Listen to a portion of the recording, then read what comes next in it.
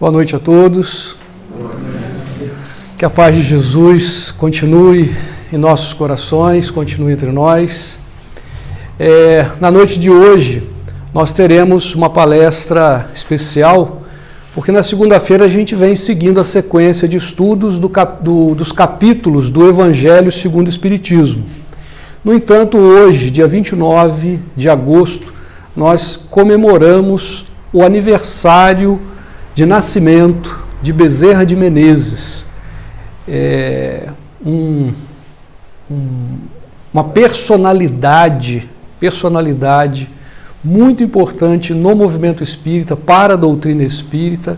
Ficou conhecido como médico dos pobres, e nós teremos a alegria de ouvir um pouco sobre a vida e a obra do doutor Bezerra de Menezes, que vai ser ministrado hoje aqui pelo nosso amigo Carlos Gomes. Então a gente agradece a presença de todos, agradecemos também aqueles que estão nos acompanhando pelo canal do YouTube do NEFA, e vamos fazer a nossa prece inicial. Vamos agradecer a Deus, a Jesus, o nosso Mestre, pela oportunidade de nos encontrarmos reunidos nesta noite, nesta casa, para mais uma vez aprendermos um pouco dos ensinamentos da doutrina espírita, para acalentarmos os nossos corações, para renovarmos as nossas energias, iniciarmos mais uma semana revigorados, com novas energias, com entusiasmo, com coragem, para continuarmos a nossa caminhada terrena. Nós te agradecemos, Senhor, pela oportunidade de estarmos aqui, pela saúde que temos, por tantas bênçãos que o Senhor nos concede a todo momento e que muitas das vezes nem percebemos. Abençoe os nossos lares, abençoe aqueles que nos acompanham de casa pelo canal do YouTube, as nossas famílias. E abençoe o nosso irmão Carlos, que vai nos falar hoje sobre esta importante figura do movimento espírita, Dr. Bezerra de Menezes, que tanto contribuiu para a divulgação do espiritismo e para o movimento de unificação da doutrina espírita. Que o Senhor nos abençoe hoje e sempre. Antes de passar aqui a palavra ao Carlos, eu esqueci de mencionar no início que hoje, no final da nossa reunião, nós teremos aí uma singela surpresa preparada pela Escola de Evangelização da nossa casa. Então, assim que nós terminarmos, após a prece, a Vanessa, que é a coordenadora da evangelização infantil, vai explicar rapidamente do que se trata aqui na frente, e aí a gente pediria que vocês permanecessem um pouquinho sentados, e aí depois ali fora vocês vão receber uma lembrancinha preparada com muito carinho pela equipe da evangelização infantil da casa. Tá bom?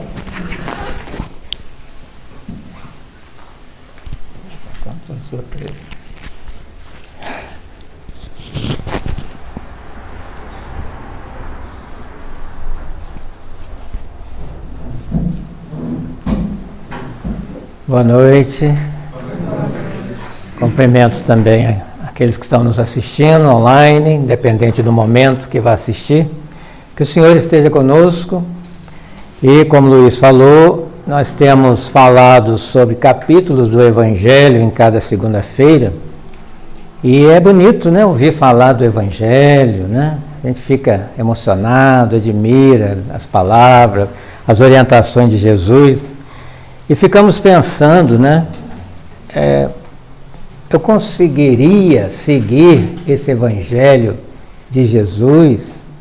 Às vezes a gente fala, nossa, é tão difícil, um difícil que parece impossível. Então, de vez em quando é bom falar de pessoas humanas, como nós, que conseguiram, né? Estão bem próximas de nós. Então, hoje nós vamos, né, dar uma pausa nos capítulos do Evangelho, mas falar de alguém que aplicou o Evangelho na sua existência. E é por tudo que conhecemos dele, né? Adolfo Bezerra de Menezes Cavalcante, um espírito superior. E a gente fala muito, né, na doutrina espírita, espírito superior a nós, né? E às vezes a gente fica pensando, como será um espírito superior, né? A gente olha na rua, ele vai ter alguma coisa diferente, ele é grandão, ele é iluminado. E aí quando a gente conhece a vida de Bezerra de Menezes e de tantos outros, né? É uma pessoa como nós mesmos, né? A única diferença é que eles, conhecendo o Evangelho, disseram sim, vou fazer o que esse Evangelho está pregando. E conseguiram. Essa é a diferença, né? Então, está chegando a surpresa. Então, vamos ver como é que é a vida, né, rapidamente, de um espírito superior. E de repente até a gente se identifica, né? Olha, eu faço o que ele faz, a gente se identifica como espírito superior. Olha que alegria, sair daqui agora sabendo que você é um espírito superior, né, Eliane? Deve ser muito bom, né? Primeira coisa que vamos nos identificar com ele, nasceu na Terra, como todos nós. Teve um pai, uma mãe, né?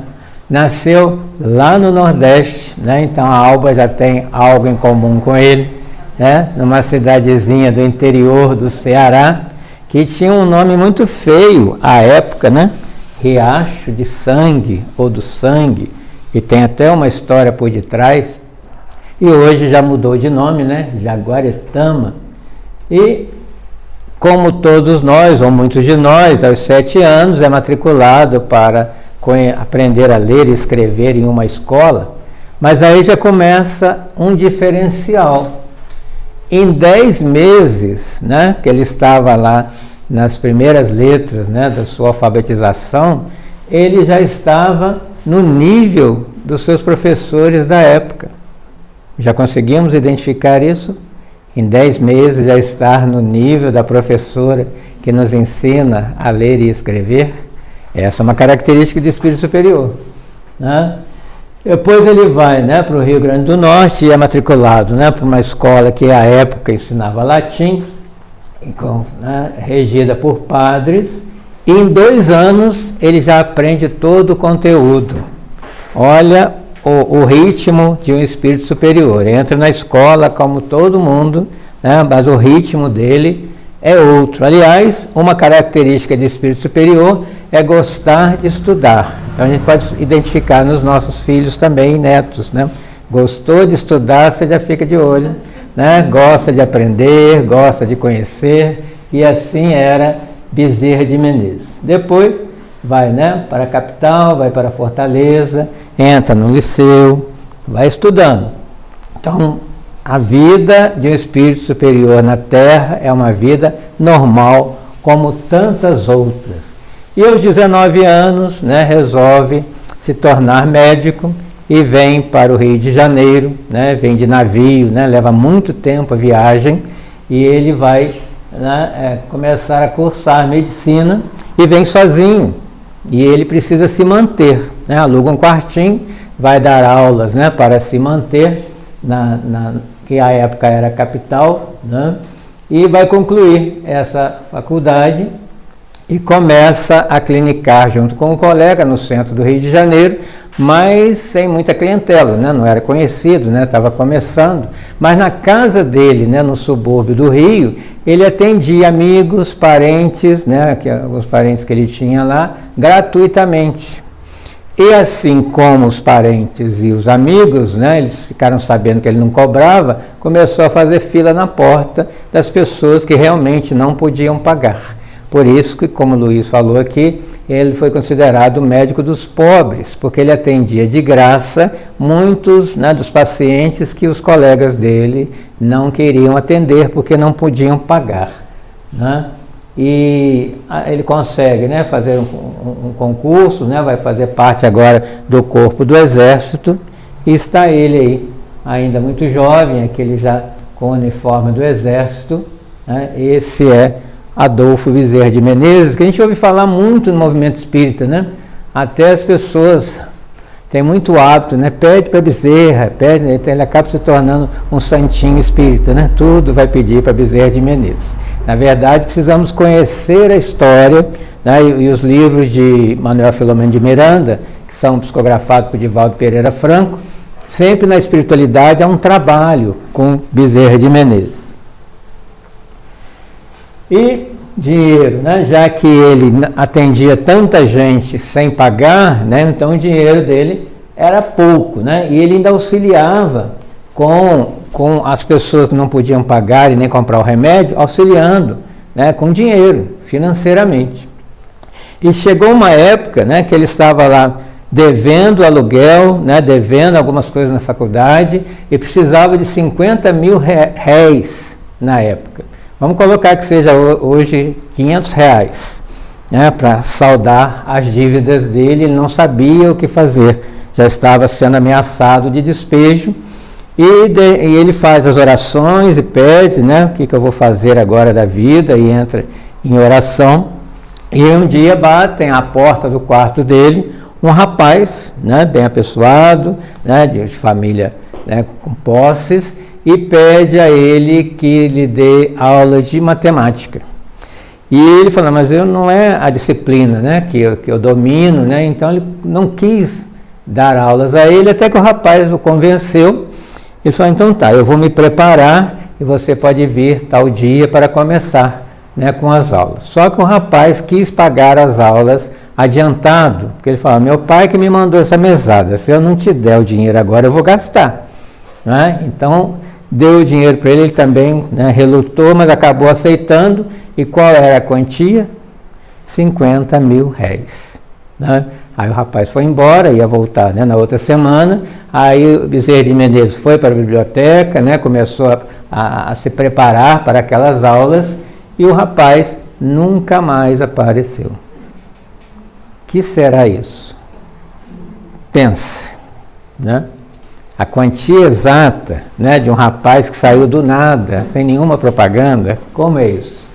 E, né, vai passando o tempo, ele acaba se casando, né, com a dona Maria Cândida, tem 2 filhos com ela, mas logo 5 anos depois ela desencarna e deixa, né, um filho de 3 anos e um de 1 ano com ele, e depois ele acaba se casando com a irmã, né, dessa sua primeira esposa, tendo 7 filhos com ela. Então ele tem 9 filhos, que à época era comum, né? Então está ele lá com a primeira esposa, os 2 filhos, né, que ficaram com ele, e ele aqui já com o uniforme, né, do exército, e vamos caminhando. Até aí vida normal, né? Essa já é a segunda esposa, ele com os 2 filhos, ele aqui mais novo, para a gente ir visualizando. E aqui a fila, né, que se fazia dos pobres à frente de sua casa para serem atendidos, né? Não estamos falando aqui do século XIX, né? Então a situação de miséria era muito maior, né? Uma das situações, né, de um espírito superior aqui, ó, foi atender uma mulher, né, que o filho estava enfermo. E a hora que ele prescreveu a medicação, falou, esses remédios, né, não são difíceis de encontrar, a senhora, né, está aqui a receita, vai comprar e ele vai melhorar. Ela falou, mas eu não tenho dinheiro nem para comprar comida para o meu filho, como é que eu vou comprar esses remédios?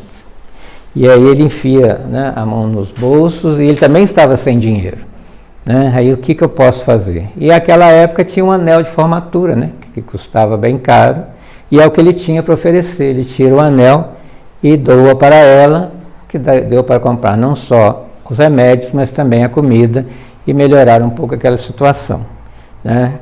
Agora, qual é a diferença? É que isso é feito espontaneamente e sem dor e sem lembrar. Porque nós temos falado aqui nos capítulos do Evangelho segundo o Espiritismo, né, a questão do amor, da doação, do desprendimento, né?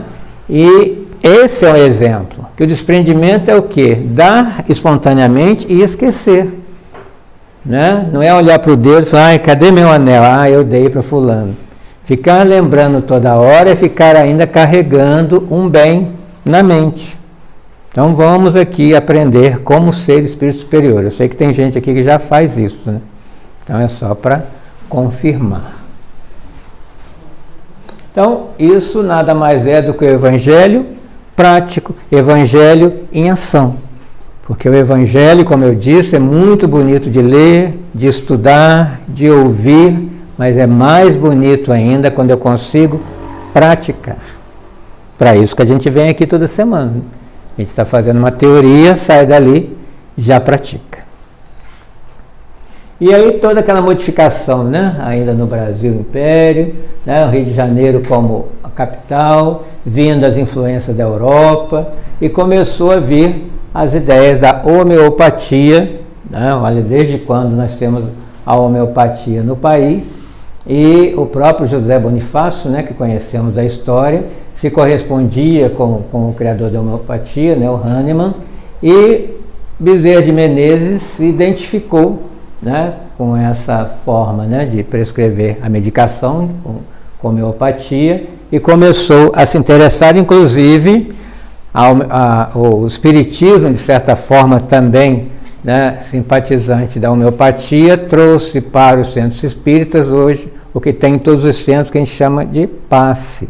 O passe veio da homeopatia, não é, né, genuinamente espírita, mas acabou se tornando pela força do hábito.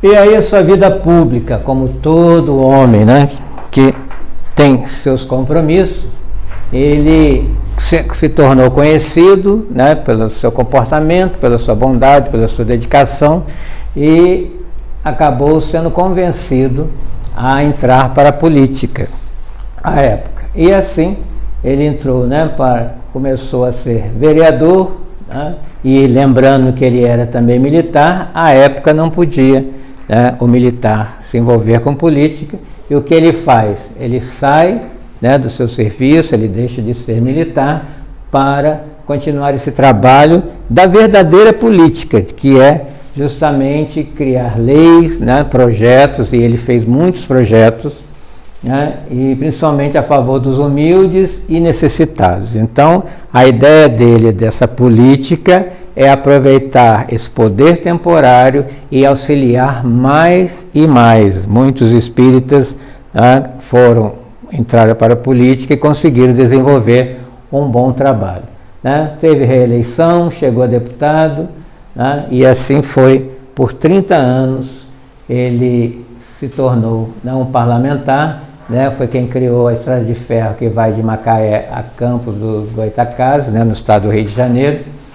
E como ele, que veio do Nordeste, teve dificuldade, né, de aceitação, de adaptação aqui no Sudeste, ele criou a Sociedade Beneficente Cearense para dar suporte àqueles que, como ele, vinham melhorar de vida aqui para o lado do Sul. E o que tem a ver Bezerra de Menezes com o Espiritismo? Ele morava na Tijuca, trabalhava no centro do Rio de Janeiro, e naquela época o transporte era feito através de bonde, levava 1 hora de viagem. E um dia ele recebeu de um amigo dele, que é um dos tradutores das obras básicas, Joaquim Travassos, um livro, né, com dedicatória do Livro dos Espíritos. E à época era proibido, né, ler livros espíritas, né? Havia uma campanha muito grande contra o espiritismo. E ele aceita o presente, entra no bonde, e ele fala: mas vou levar 1 hora de viagem, não tem muito atrativo, acho que eu não vou para o inferno se eu abrir esse livro e começar a ler, né? E assim foi, ele foi folheando, e aquela coisa de não se desprender mais, né, do que ele estava lendo. E aconteceu com ele o que provavelmente deve ter acontecido com muitos de nós. Quando a gente lê pela primeira vez uma obra espírita e parece que não é novidade, ou parece que foi o que eu busquei uma vida inteira, uma questão de identificação. É o que aconteceu com ele quando ele diz, né? Lia, mas não encontrava nada que fosse novo, ele em espírito. mas tudo aquilo era novo para mim. Então, em termos materiais dessa existência, era uma coisa nova, mas em espírito ele sentia que aquilo ele já conhecia de algum lugar. Aconteceu com alguém que não, né? Acontece, né? Você lê, parece que eu já sei isso de algum lugar. Que lugar é esse? Eu já tinha lido ou ouvido tudo que se achava no livro dos Espíritos, tá? E começou a se preocupar com esse fato que estava acontecendo ali com ele, né? 1875, e ele dizia para si mesmo, parece que ele já era espírita de nascença, não que ele tenha nascido em berço espírita, de família espírita, mas já veio com esses ideais, já veio com essas ideias, e é só encontrar o livro ou o centro espírita que encaixa, né? Muitos de nós espíritas acontece dessa forma, né? Até mesmo a gente pode perguntar, por que você é espírita? Às vezes a gente não sabe responder, né? Dá vontade de responder assim, porque eu sempre fui espírita, né? Eu já nasci espírita de alguma forma, porque a identificação é muito grande. Enquanto tem outras pessoas que vão ler o Evangelho, ver ali que está falando de Jesus, e não aceita, não entende, não consegue, né, enxergar o que está ali. Então, há uma preparação para a gente poder entender a complexidade do Espiritismo devido à sua grandiosidade, beleza e o que abre de infinito para nós que queremos ter os olhos abertos. Agora, aquele que quer continuar fechado vai continuar só nas letras e não amplia, né? Não transcende, não vai além. O que nos traz aqui toda semana, nos faz frequentar um centro espírita e nos alegrarmos com isso, virmos, né, de livre, espontânea vontade, sempre vindo pessoas novas nessa casa de 28 anos. Quantas pessoas passaram por aqui, algumas ficaram, outras não entenderam, mas a casa está aberta. Os livros estão aí para serem lidos. E as verdades, de novo, né, no Consolador Prometido, no Evangelho Redivivo, Jesus de novo, aí nos aguardando. Olha lá, 1883, uma grande campanha contra o Espiritismo que ainda não acabou, né? Não pensem que as pessoas aceitam tão facilmente o Espiritismo. Mas nessa época era mais acirrado, né? Usando a imprensa, as igrejas atacavam, né? Augusto Silva lança uma revista espírita, que vocês devem ter, né, algumas aí nos bancos, que é a revista Reformador, 139 anos, essa revista que até hoje é editada, que é o Reformador, né, que foi criada por Augusto Elias da Silva, que era amigo de Bezerra de Menezes, e Bezerra de Menezes o aconselhava o que colocar na revista, né, para divulgar melhor o Espiritismo. E principalmente devido ao ataque que o Espiritismo estava sofrendo. Como é que eu respondo ao ataque, né, tão acirrado contra o Espiritismo? O que o Bezerra falava? Contrapor-se ao ódio com amor, agir com discrição, paciência e harmonia. Serve só para Bezerra de Menezes, só para Augusto Silva, ou para nós nos dias de hoje, quando alguém ainda ataca a religião que escolhemos, o caminho que escolhemos, né? Então vamos lembrar, quando alguém vem com toda aquela ira, falando, né, sua religião não é de Deus, né, você escultua o demônio, tudo isso que a gente escuta por aí, contrapor esse ódio com amor, ser discreto, paciente e tender à harmonia, no máximo sair de perto para evitar confusão, até mesmo dentro da família, né? Em 1884, cria-se a Federação Espírita Brasileira. Com qual objetivo?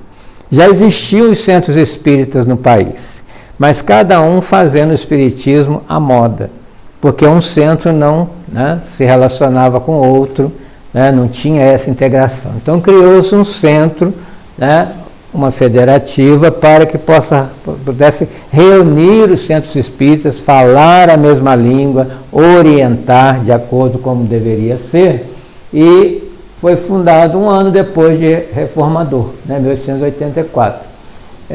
Embora o Bezerra de Menezes não estivesse na fundação, mas foi pensado em oferecer a ele a presidência, mas ele não aceitou de início e foi um militar, né, Marechal Everton Quadros, o primeiro presidente da FEB.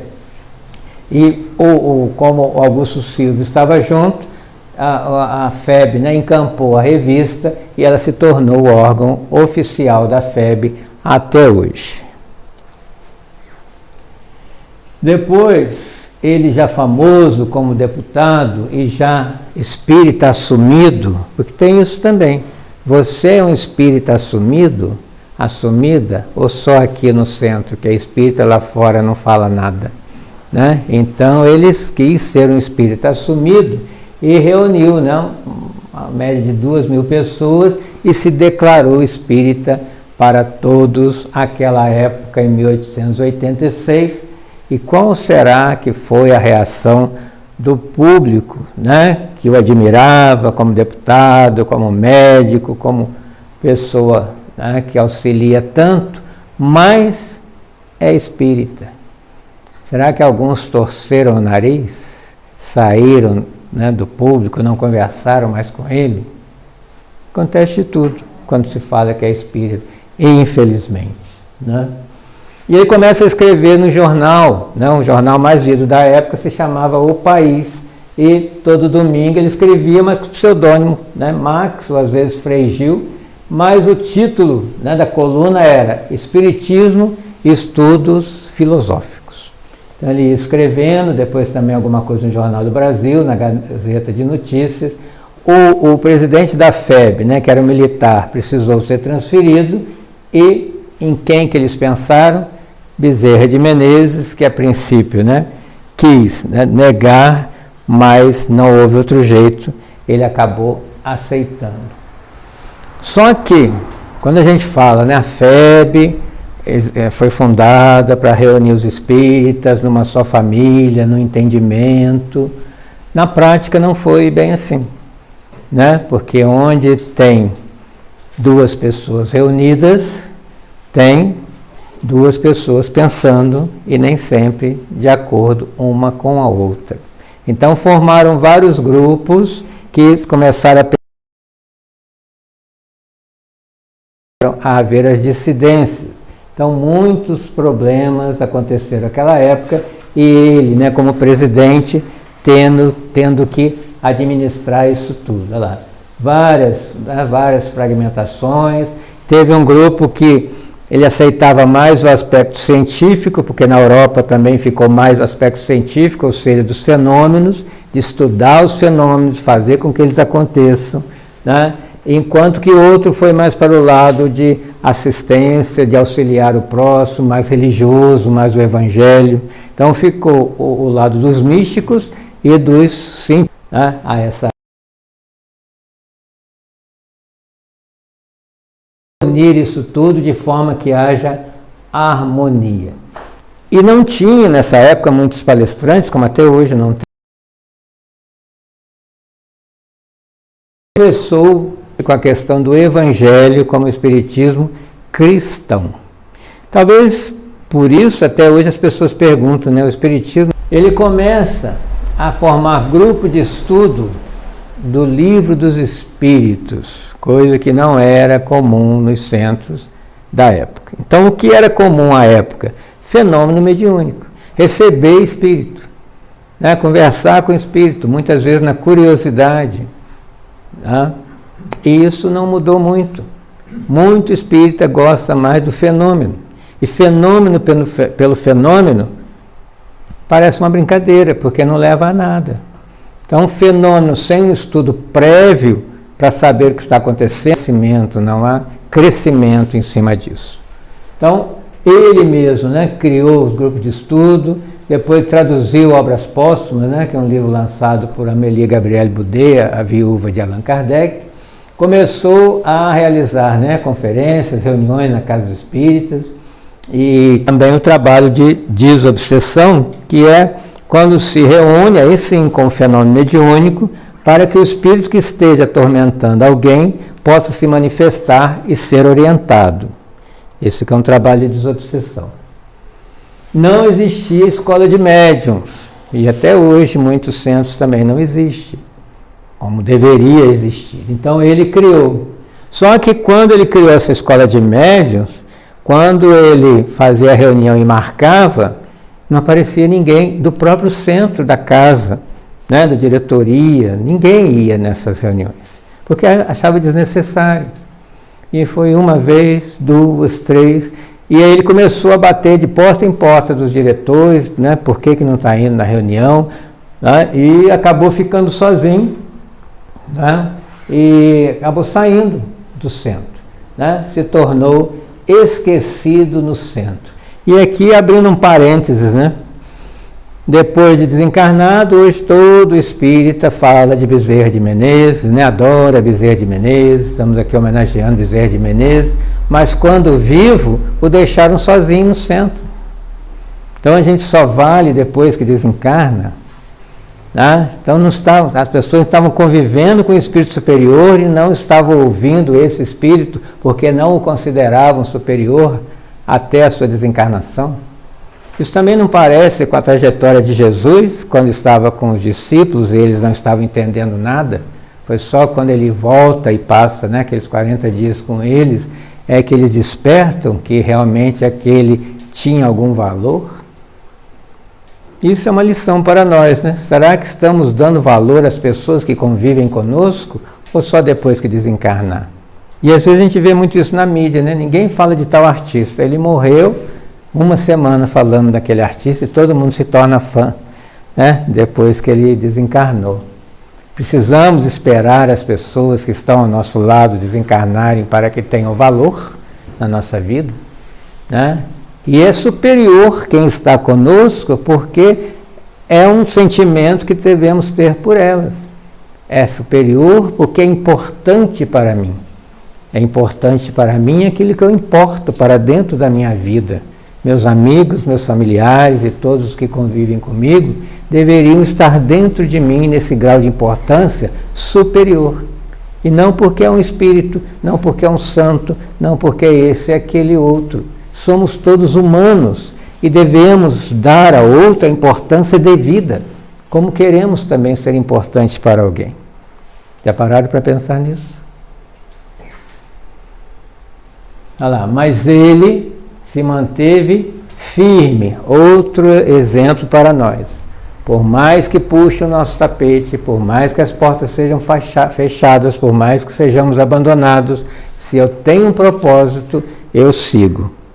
Né? Lembrando a Madre Teresa de Calcutá, meu compromisso é com ele, não com eles. Né? Então eu tenho que prestar conta a quem me programou para esta vida. E aí, ficando sozinho, ele foi para outra casa espírita, como acontece com muitos espíritos. Aí no início, né, aquela receptividade, um membro novo, trabalhador, né, vai trabalhar conosco, mas aí quando ele vem com aquelas ideias que muitos não concordam, ele vai sendo deixado de lado também, né, e as dissensões vão acontecendo nos grupos. Isso, todo grupo acontece, em toda religião acontece, e aqui estamos falando do movimento espírita. À época, o movimento espírita carecia de união. E hoje?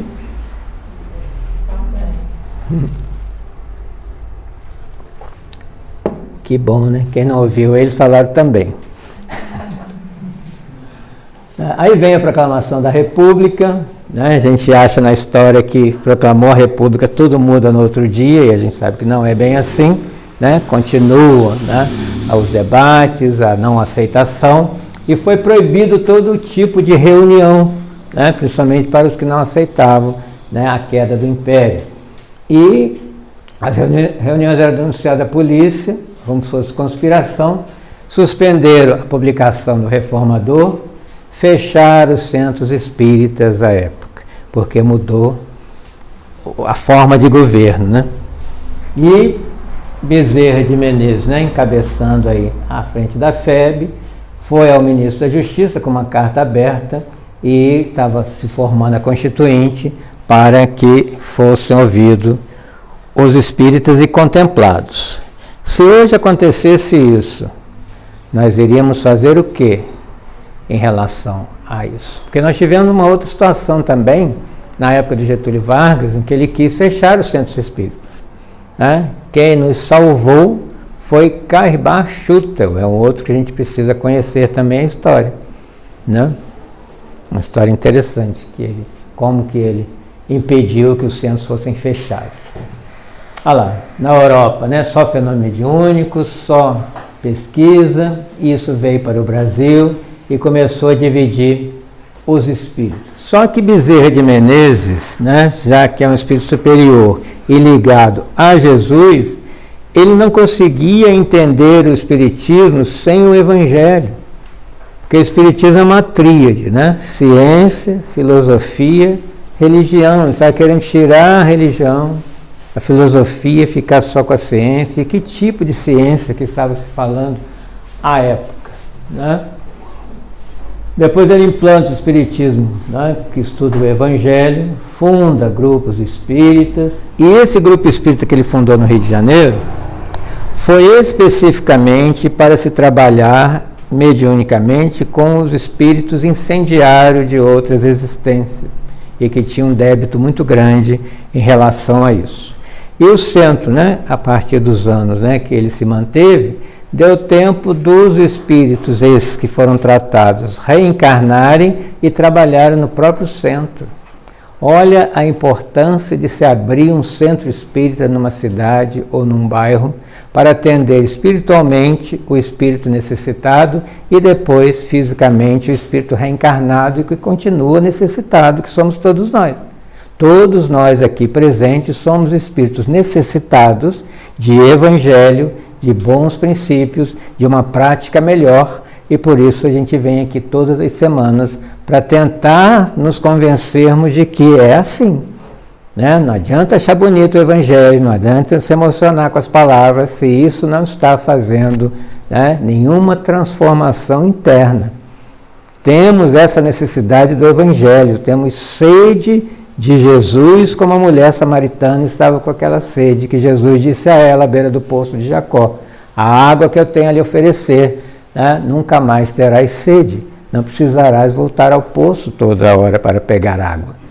Então, enquanto estamos voltando a um lugar para falar de Jesus, é porque ele ainda não está dentro de nós, a ponto de estarmos imitando no nosso dia a dia. Confere?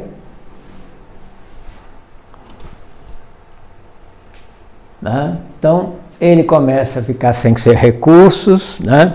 Ele era um médico que não tinha dinheiro, ele chegava em casa, trabalhava o dia inteiro, a esposa cuidando, né, dos filhos, e quando ele chegava, a esposa falava: e aí, você trabalhou o dia inteiro? Ele não tinha dinheiro para dar a ela, porque ele tinha um hábito que quando alguém via pedir alguma coisa a ele na rua, ele enfiava a mão no bolso e dava o que tinha no bolso, ele nem contava. Dava para um, dava para outro, chegava em casa sem dinheiro. Olha a alegria de uma esposa, né, que vê o marido trabalhar o dia inteiro e chegar em casa sem dinheiro no bolso. Né? Essa é a vantagem de se casar com um espírito superior. Né? Tem isso também. Tá? Quando o marido chegar sem dinheiro e trabalhou o dia inteiro, porque ele estava... Né? Olha lá, depois volta, né, a publicar o Reformador, né? Mas as lutas continuam até hoje. E os presidentes da FEB iam renunciando, né? E o único que aceitava assumir essa luta era Bezerra de Menezes. E 1895, não tinha mais presidente, que um estava renunciando atrás do outro, chegam até a casa dele, mas ele já está mais velho, cansado, doente, abatido e de certa forma desiludido e decepcionado com os irmãos, né? Que ele também é humano, e pedem para que ele reassuma a presidência da FEB.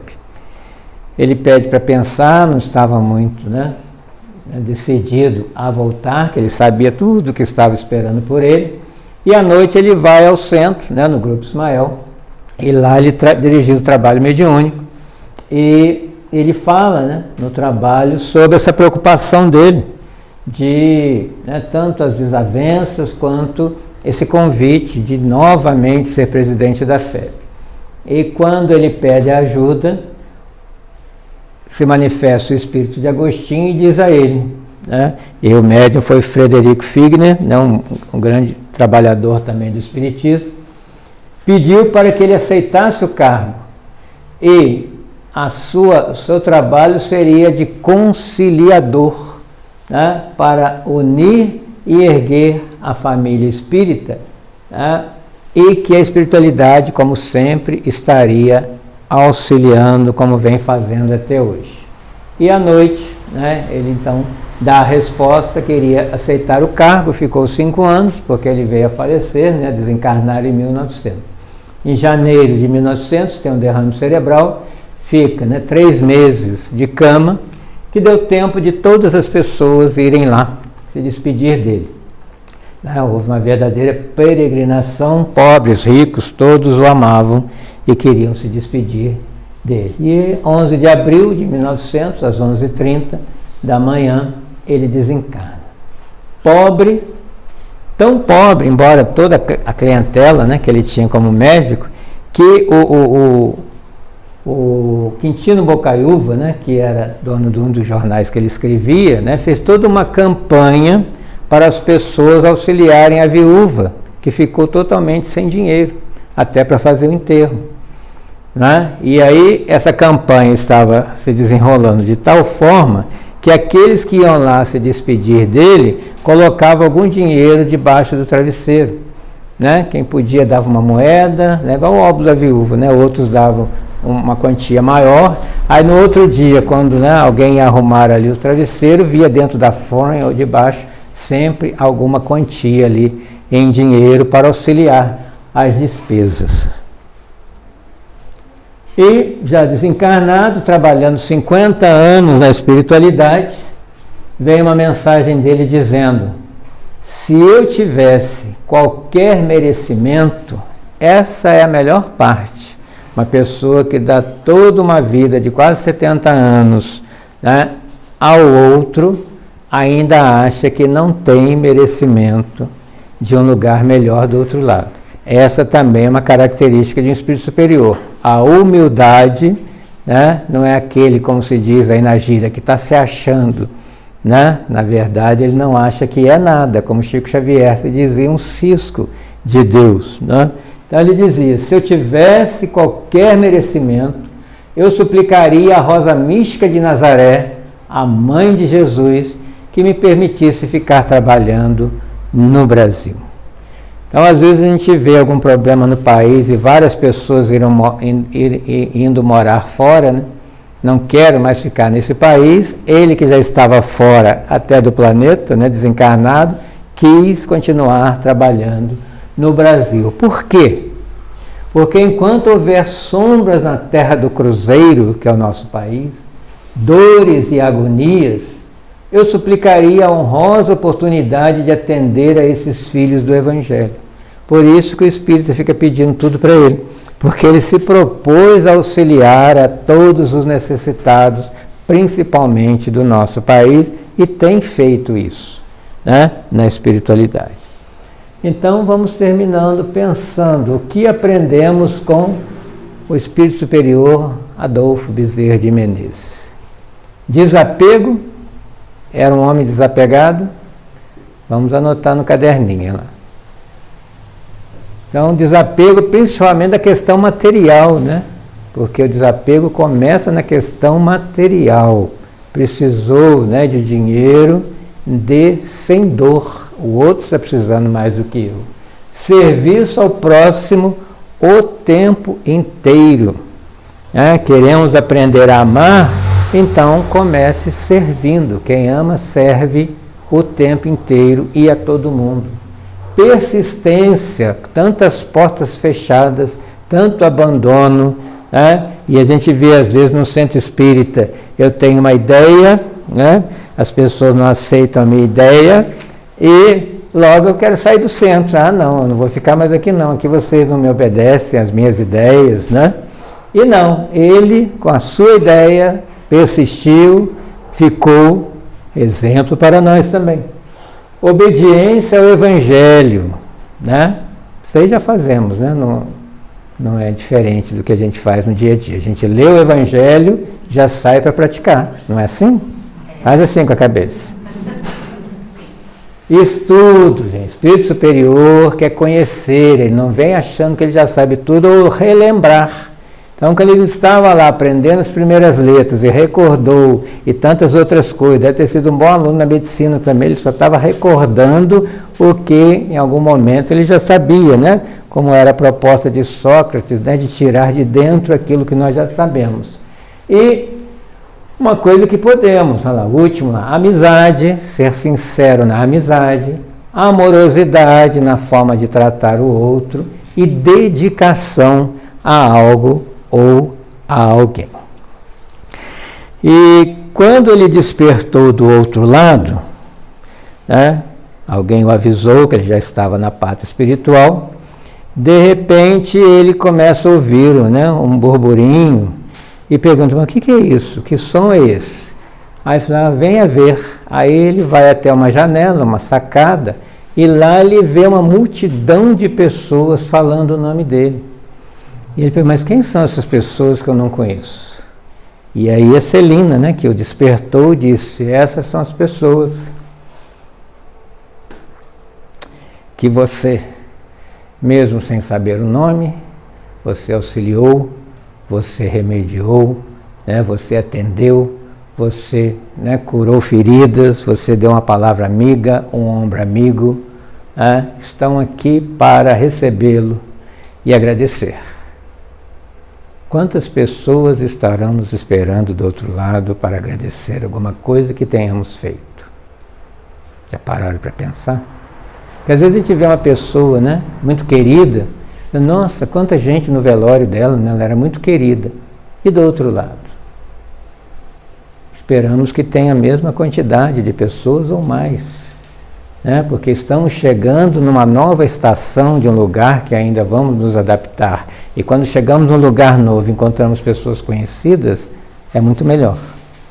Né? Então, que Bezerra de Menezes seja aquele que entendeu Jesus, que leu Jesus através dos livros de Kardec, continuando o seu trabalho, por isso que foi chamado também o Kardec brasileiro, e por isso hoje estamos aqui homenageando, e a melhor forma de homenagear é não deixá-lo morrer na nossa mente. Todo ano precisamos contar a sua história, recontar, até para a gente ver que ele existiu.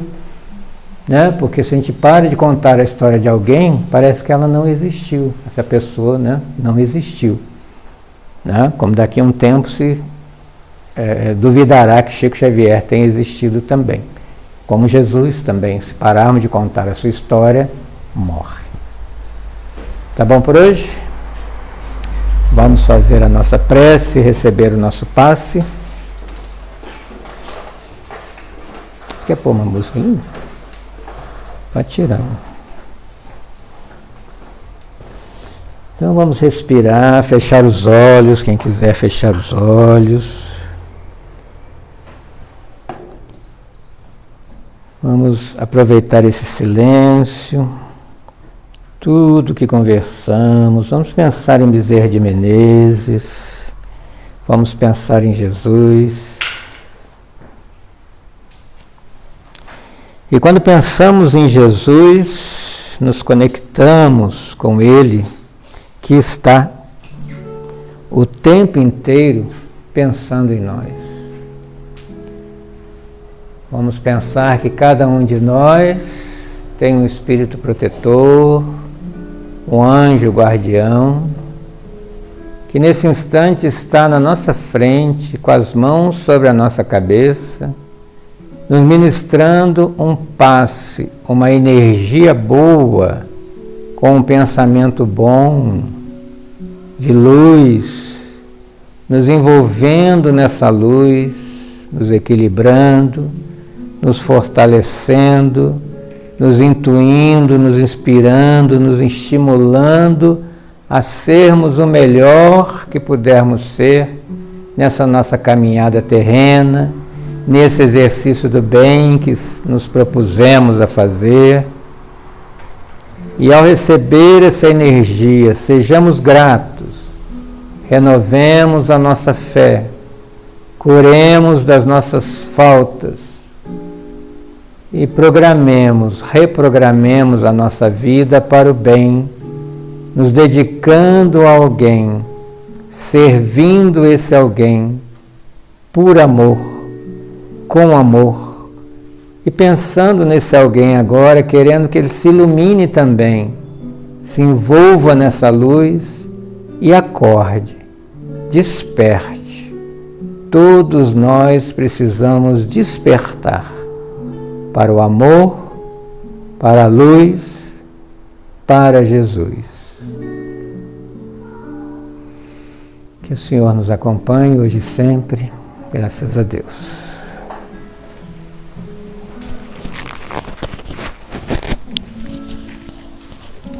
Vamos aguardar a surpresa.